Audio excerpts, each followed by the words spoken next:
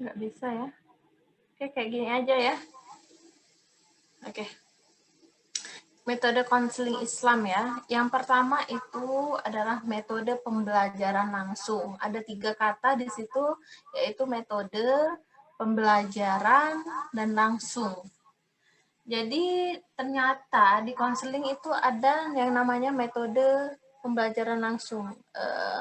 Ada kata langsungnya berarti nggak melalui perantara ya, langsung menuju kepada klien. Nah, apa metode pembelajaran langsung ini?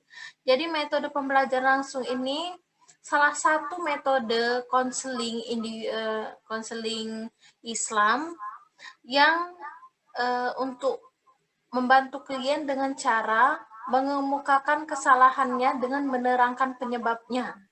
Itu coba digaris bawahi yang pertama, mengemukakan kesalahan dengan menerangkan penyebabnya. Mungkin kalian masih bingung. Jadi apa maksudnya? Jadi Ibu kasih contoh ketika kita tidak boleh makan dengan tangan kiri. Ya, mungkin kalau misalnya anak kecil itu pasti bertanya kenapa tidak boleh makan dengan tangan kiri gitu ya. Nah, di konseling Islam dengan metode pembelajaran langsung, konselor itu memberikan penjelasan kepada klien itu dengan menerangkan penyebabnya kenapa tidak boleh makan dengan tangan kiri. Apa? Ada yang tahu kenapa? Ada yang tahu kenapa tidak boleh makan dengan tangan kiri? Karena sudah Karena tangan kiri itu apa? Dengan tangan kiri itu kita buang air besar. Pakai tangan kiri, jadi tidak boleh. Ada lagi yang lain? Susah juga, Bu. Makan tangan kiri.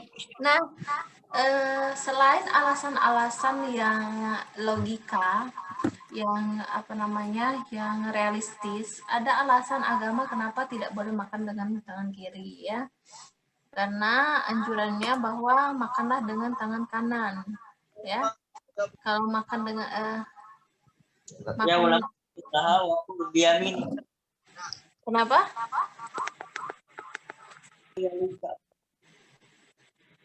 Makanlah dengan tangan kanan, kata Rasul ya.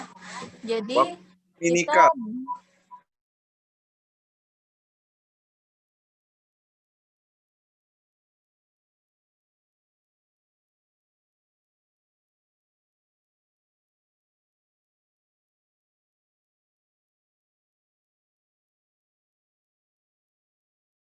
siapa ada yang tahu?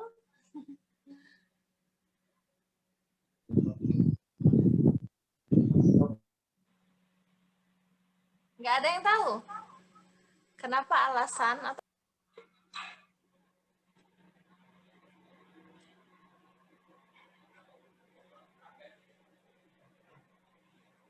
Oke? Udah bisa?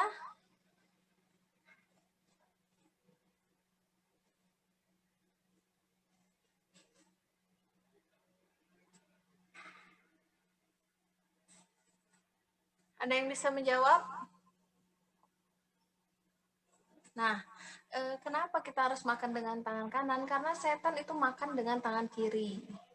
Nah itu, jadi di metode pembelajaran langsung itu dijelaskan bahwa penyebabnya. Jadi kita itu memberikan memberikan nasihat itu beserta alasan kenapa kita harus melakukannya. Nah itu, ya paham ya. Kemudian yang kedua, kenapa kita harus mana share screen Bu tadi nggak ada ya? Berarti Bu. Nah, yang kedua, di metode pembelajaran langsung ini memberikan nasihat yang baik. Jadi ada nasihat itu yang tidak baik ya. Jadi jangan didengarin kalau yang nggak baik. Jadi kalau kita sebagai seorang konselor itu memberikan nasihat yang baik. Ya. Ada banyak orang yang bisa memberikan nasihat, tapi ternyata nasihatnya yang nggak baik. Ya. Kemudian kita juga memberikan arahan dengan sederhana tapi mengena. Jadi banyak dari orang itu memberikan arahan itu dengan berbelit-belit, dengan marah, dengan panjang lebar tapi tidak mengena. Nah, ada orang yang pandai berbicara itu sedikit tapi mengena. Ya, sederhana tapi mengena. Nah, itu merupakan metode pembelajaran langsung. Jadi, ciri khas dari metode pembelajaran langsung ini, kalau memberikan nasihat itu diterangkan beserta penyebabnya. Kalau misalnya selain itu memberikan nasihat yang baik dan arahan yang sederhana tapi mengena secara langsung. Oke? Paham ya? Kemudian yang kedua itu ada metode pengingkaran. Berbeda dengan metode pembelajaran langsung tadi. Kalau metode pembelajaran langsung tadi diterangkan penyebabnya, kalau ini kita mengingkari adanya kesalahan klien satu persatu. Apa bedanya? Kalau di metode pengingkaran ini, kita memberikan nasihat itu tanpa menyebutkan diri klien secara langsung di depan orang lain. Kayak gitu. Nah, ini ternyata efektif agar diri klien itu tetap terjaga harga dirinya. Kita sering mungkin di keseharian kita sering dinasehatin atau memberikan nasihat, terkadang itu melukai hati yang diberi nasihat. Nah, itu sebenarnya berdampak tidak baik juga, ya. Jadi kalau metode pengingkaran itu harga diri klien itu tetap terjaga karena tidak menyebutkan diri klien secara langsung, tapi mengingkari adanya kesalahan klien. Oke. Kemudian yang ketiga, tetapi ini apa ya? Kita tambahkan ya. Yang ketiga tadi ke delete kayaknya. Yang ketiga itu metode canda dan celoteh. Ya. Nah, metode candaan ini dengan mengoptimalkan pikiran ya. Pikiran yang mungkin sedang bosan dengan candaan dan celotehan. Nah, coba perhatikan bahwa di metode canda dan celoteh ini agak berbeda dengan kedua metode yang Ibu jelaskan tadi, di mana di sini ada kita memakai bercanda ya, memakai candaan dan celoteh. Tapi lagi-lagi balik lagi ke Islam. Pertanyaannya, apakah boleh kita bercanda? Padahal Islam itu melarang kita untuk bercanda. Ya, ternyata bercanda itu boleh, asal ada syaratnya. Ya, yang pasti bukan bercanda yang menyakitkan. Jadi Rasulullah SAW itu sering bercanda ya, sering bercanda. Tapi apa? Bercandanya itu bercanda yang benar. Ya, pernah itu Rasulullah SAW itu bersabda dengan seorang nenek ya. Mungkin sudah pernah ada yang mendengar bahwa kata beliau, kamu tidak akan masuk surga, katanya tuh. Seorang nenek itu menangis, kata. Terus Rasulullah menjawab, iya, katanya tuh. Karena di surga itu tidak ada nenek-nenek. Jadi sebenarnya benar kata Rasulullah itu, di surga itu nanti nggak ada nenek-nenek. Jadi kembali muda semua nanti. Jadi kebenaran, tapi nenek tersebut menyikapinya secara serius, dan itu Rasulullah bercanda. Ya, tapi bercanda dengan kebenaran. Susah sekali kalau kita bercanda dengan kebenaran. Yang kedua itu tidak menyakiti orang lain, ya. Tidak menyakiti orang lain, di mana terkadang keseharian kita itu kalau bercanda itu menyakiti orang lain, ya. Kemudian menyakiti fisik atau menyinggung fisik, misalnya hitam, pendek, itu dijadikan celotehan. Atau kadang kita itu memberikan julukan kepada orang lain, si bocil, gitu ya. sering kayak gitu. Nah, itu sebenarnya tidak boleh, ya.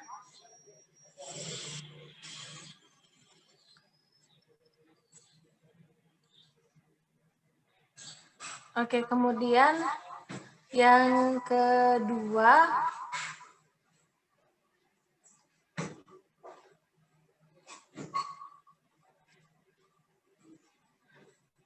yang ketiga maksud Ibu itu apa ya, bercandanya jangan berlebihan. Nah, itu tidak boleh. Kenapa? Karena yang berlebihan itu sebenarnya tidak baik, itu ya. Nah, jadi kalau misalnya di konseling itu boleh apa namanya menjelaskan tentang canda dan celoteh, tetapi tidak berlebihan, bercandanya tidak berlebihan atau apalagi yang menyakitkan kayak gitu. Nah, itu aja. Sedikit penjelasan dari Ibu, kalau misalnya ada yang ingin ditanyakan, dipersilakan. Bu, suatu mau tanya, Bu. Oke. Bu, kan kata Ibu tadi kan bercanda itu boleh, Bu. Ya. Nah, bagaimana kalau seseorang bercanda dengan kebohongan, terus tujuannya tuh demi menghibur orang lain. Nah, itu dia. Nah, itu benar ya. Jadi terkadang kita itu sering bercanda tetapi berlebihan atau bercanda tetapi dengan kebohongan. Nah, itu sebenarnya tidak boleh. Jadi bercanda Rasul itu bercanda yang benar. Ternyata banyak aturan di Islam tuh ya. Bercanda aja bercanda yang benar kayak gitu. Bukan bercanda yang nggak benar kayak gitu. Nah, itu. Jadi kalau misalnya bercanda apa tadi? Berbohong ya? Iya, Bu. Ya, nah itu sebenarnya tidak boleh ya.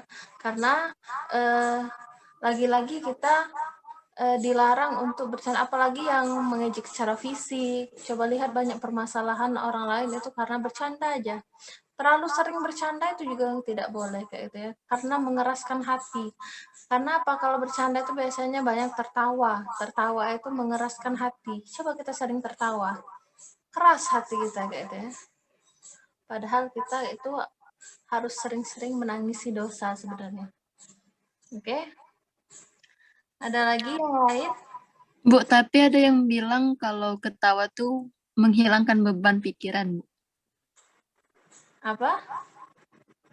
Kalau ketawa tuh menghilangkan beban pikiran, Cek, itu. Ya benar. Jadi ketawa itu, Rasul ketawa nggak mungkin Rasul nggak pernah ketawa ya. Kita berpatokan sama Rasul, nggak mungkin Rasul nggak ketawa.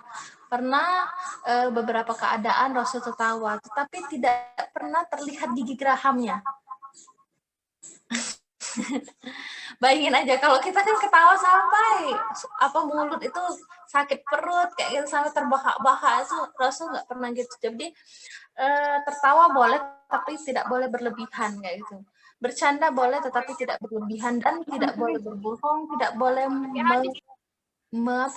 mengejek fisik, karena sering itu kita pertama bercanda, pas kedua ketiga kesinggung juga gitu, keempat kelima akhirnya nggak enakan, akhirnya apa namanya sediam-diaman, kelesan kayak gitu. Nah, itu nggak boleh ya. Ya, Bu. Katanya tertawa terbahak-bahak itu menghilangkan satu bab hafalan. Iya, benar. Menghilangkan apa?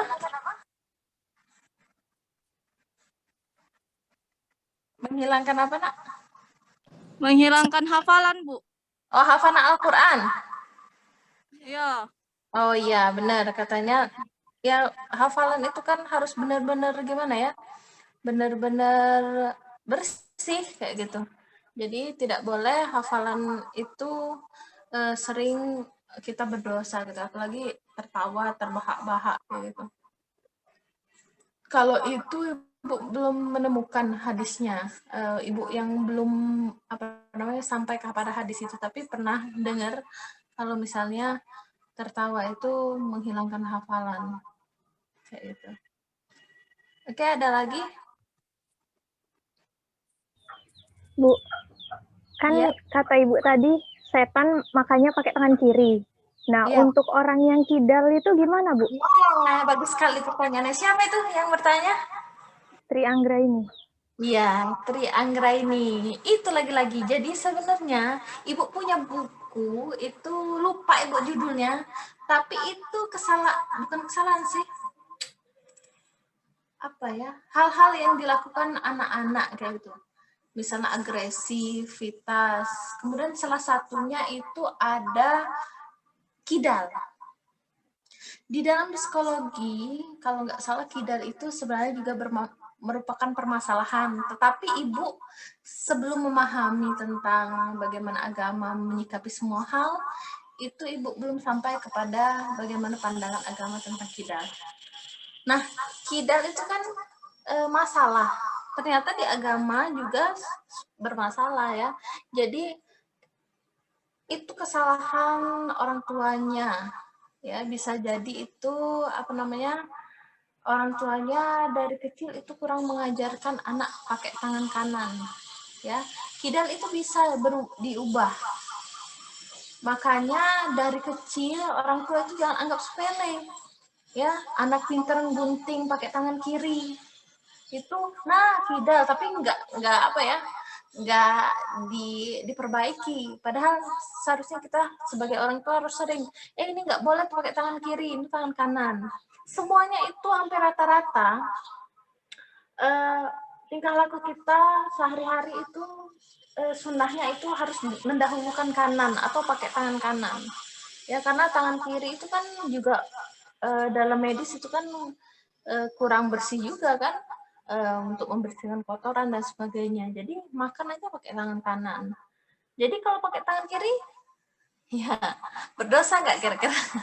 Makanya ternyata kidal itu ternyata harus diubah sesuai dengan ajaran Islam, harus pakai tangan kanan. Ya, enak loh belajar agama nih. Jadi Ibu dulu berubah itu karena banyak pertanyaan di otak Ibu ya. Otak Ibu, kenapa sih harus pakai jilbab panjang?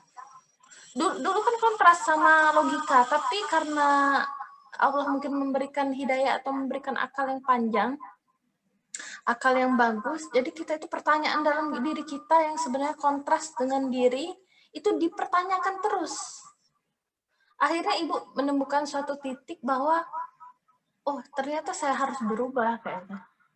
Dulu kenapa sih pertanyaan, kenapa sih harus pakai jilbab panjang, kenapa sih harus ini, kenapa sih ada orang yang bagus agamanya tetapi masih suka mengejekin teman, kenapa semua pertanyaan itu alhamdulillah sudah Ibu terjawab sekarang, kayak gitu. Jadi ada orang yang baik di sholat tetapi lisannya masih menyakiti, itu harus diperbaiki semua, itu kayak lubang itu bocornya banyak. Sering kan kita bilang sehari-hari itu, dia itu sebenarnya baik tapi mulutnya aja, tapi ya sering kan kayak gitu kan. Ada juga kita bilang dia itu bagus sholat tapi kalau ini sering mencuri, nah itu ada bolongnya itu, tapinya itu loh ya. Ada lagi misalnya dia itu sebenarnya baik tapi ya cara dia itu sebenarnya ini baik kok sebenarnya, tapi ada tapinya, itu yang harus kita perbaiki ya. Itu. Nah, tapi di dalam diri kita itu sebenarnya kita harus perbaiki sebelum memperbaiki klien kayak gitu. Ya. Terjawab ya, kidal itu harus diperbaiki dan diubah. Ya, karena agama itu melarang kidal kayak gitu.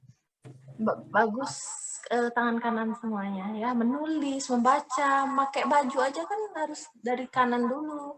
Motong kuku bagusnya kanan, semuanya kanan. Ya. Oke?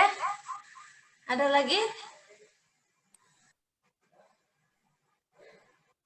Ada lagi yang mau ditanyakan? Sudah? Udah berapa menit ini ya? Ada lagi yang ingin ditanyakan? Melenceng dari materi tapi Bu, nanyanya Bu. Apa itu?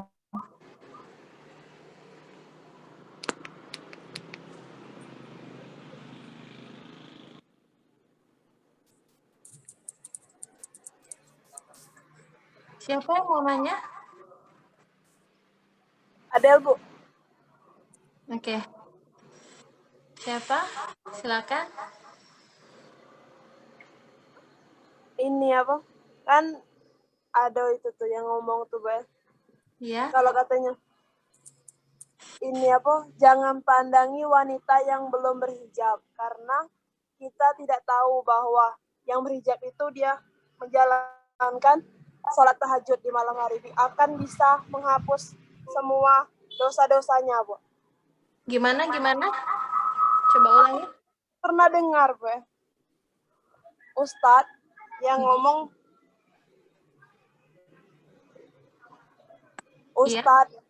Ustadz yang ngomong kalau jangan pandangi wanita yang belum berhijab karena kita kan tidak tahu kalau dia menjalankan sholat tahajud 2 rakaat akan menghapus semua dosa-dosanya. Dan hijab itu wajib, Bu. Ya. Nah, jadi bagaimana, Bu, itu tuh, Bu? Tanggapan Ibu? Ntar kurang kedengeran tadi. Gimana? Coba ulangi.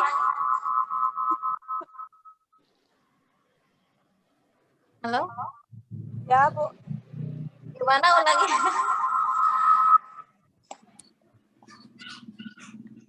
Mungkin jaringannya, Bu. Iya, bisa diulangi nggak sekali lagi? Ya, Bu. Ya, Bu, diulangi. Ada pernah dengar, Bu, dari Ustadz yang ngomong kalau kalau jangan pandangi wanita itu yang belum berhijab. Karena kan tidak tahu dia itu menjalankan kewajibannya sholat tahajud 2 rakaat, Bu. Akan menghilangkan semua dosa-dosanya.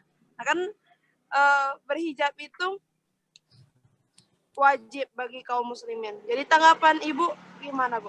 Jangan pandangi, maksudnya jangan pandangi orang yang tidak berhijab. Yang tidak berhijab.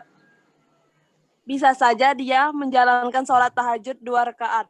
Akan menghilangkan semua dosa-dosanya. Gitu. Oh, maksudnya Ya. nggak apa-apa, nggak berhijab.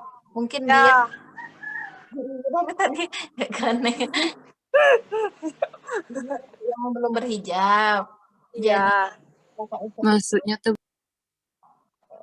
karena dia nggak berhijab, jangan dihina kayak gitu. Mungkin dia sholat 2 rakaat. Oh, ya, Bu. Oke, menarik ya. Jadi Iya, Bu. dari sisi mana dulu ya mau kita bahas? Dari sisi orang yang mengejek, orang yang menghina itu sebenarnya memang tidak boleh. Ya, tidak boleh. Kalau dari sisi orang yang orang lain ya. Tapi dari sisi yang nggak berhijab, itu bagus kok tahajudnya. Lanjut kok, nggak salah. Tapi hijab dia juga dipakai kayak gitu. Itulah makanya kata Ibu tadi kalau panci itu banyak bolongnya kita tuh. Yang pertama mungkin bolongnya tidak berhijab. Yang kedua tidak sholat tahajud. 3 ini. Nah, bolongan itu harus ditutup-tutupi kayak gitu. Bukan berarti dia tahajud nggak apa-apa nggak berhijab. Bukan juga kayak gitu. Paham ya maksud Ibu? Jadi itu tapi-tapinya itu loh. Tapi-tapinya, oh dia tuh baik, tapi dia tuh sebenarnya baik loh, tapi mulutnya aja. Nah, mulutnya itu yang harus ditampal bocor-bocornya itu. Nah, ya, kayak gitu maksud Ibu. Jadi itu dari segi orang yang nggak berhijabnya itu harusnya berhijab dan tahajud. Hijab itu wajib. Jadi jangan berhijab itu hanya di kampus. Hanya kalau bepergian itu banyak sekali. Nggak usah di orang lain, ngelihat di kiri kanan kita aja banyak seperti itu. Ya, pakai jilbab itu mau ke kampus atau mau ke mall aja kayak gitu. Keluar rumah itu harus berjilbab. Di dalam rumah pun kalau ada sepupu aja harus berhijab. Ya, sepupu itu bukan mahram loh. Jadi nggak boleh lihat aurat kita. Ya, seperti itu. Gak apa-apa kita sama-sama belajar. Ibu nggak menyalahkan, kita sama-sama belajar dan Ibu senang kalau misalnya kita semua mau berubah kayak itu. Karena Ibu dulu pernah di posisi seperti itu. Ya. Jadi, ya, Bu, itu cepet-cepet nyari jilbab. Kan di kampung Ibu itu kan rumahnya nggak ketutup. Nggak kayak rumah di kota yang tertutup semua pakai pagar semua. Kalau di kampung itu kan rumahnya asal masuk aja, samping keluarga. Jadi pintu terbuka terus kayak gitu ya. Dan ini apa namanya dan rame kayak gitu. Jadi waktu masuk ya untuk masuk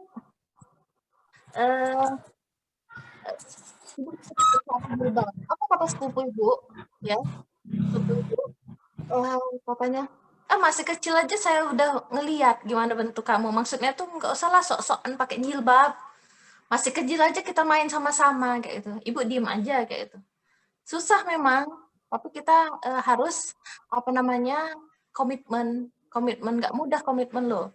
Kalau kita komitmen sama temennya hilang, kita berubah lagi. Banyak itu loh. Dan ibu lebih menyayangkan yang seperti itu, nggak komitmen, nggak istiqomah. Dulu nggak jilbab aja sih sebenarnya, semua aspek ibadah ya. Ini nyontohin aja jilbab ya, nggak hanya jilbab aja ya. Dulu itu banyak mbak-mbak tingkat ibu dulu waktu kuliah itu panjang-panjang semua jilbabnya. Sayang, ketika menikah itu jilbabnya sedikit semua. Sayang itu ya. Nah itu. Jadi turun imannya. Dan banyak seperti itu dulu sering ke masjid, ternyata setelah kuliah karena teman-temannya udah pada nggak ke masjid, udah nggak itu. Itu kawan-kawan konselor sembari mau memperbaiki orang lain, kita harus memperbaiki diri sendiri dulu. Kayak gitu ya.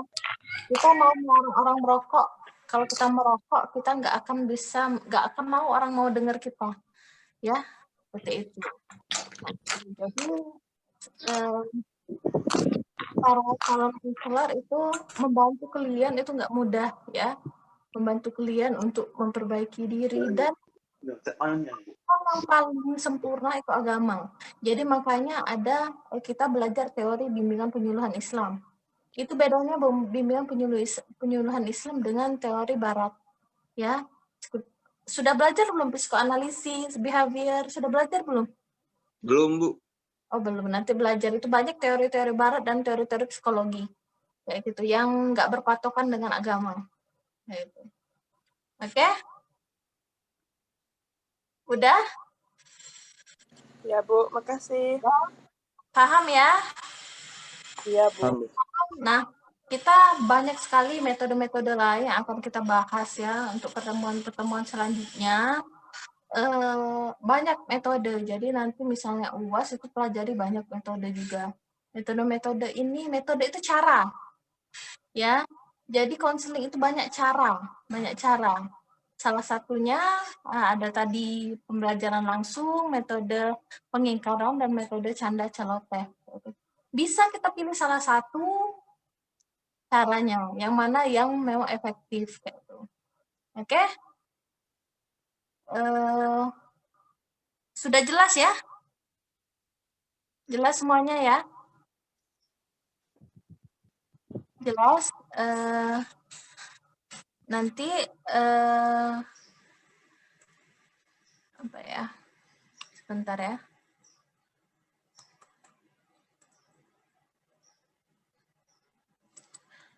Kita kesimpulannya bahwa kita hari ini mempelajari 3 metode konseling, yaitu metode pembelajaran langsung, metode apa tadi, pengingkaran, dan metode canda celoteh. Dan semua metode itu pilihlah yang efektif, yang sesuai dengan keadaan klien, dan yang benar-benar bisa membantu klien untuk memecahkan masalahnya. Kayak gitu ya. Oke, sebelum mengakhiri perkuliahan kita berdoa dulu ya.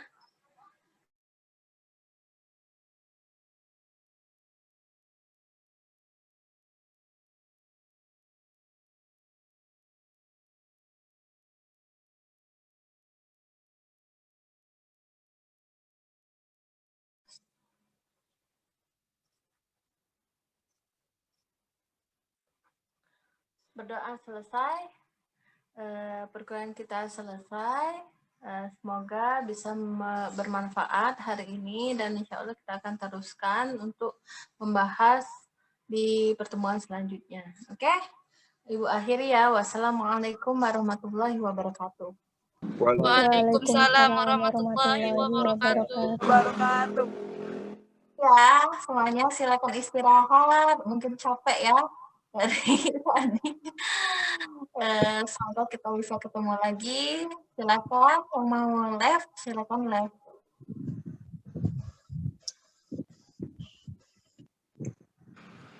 Silakan yang mau live, silakan live.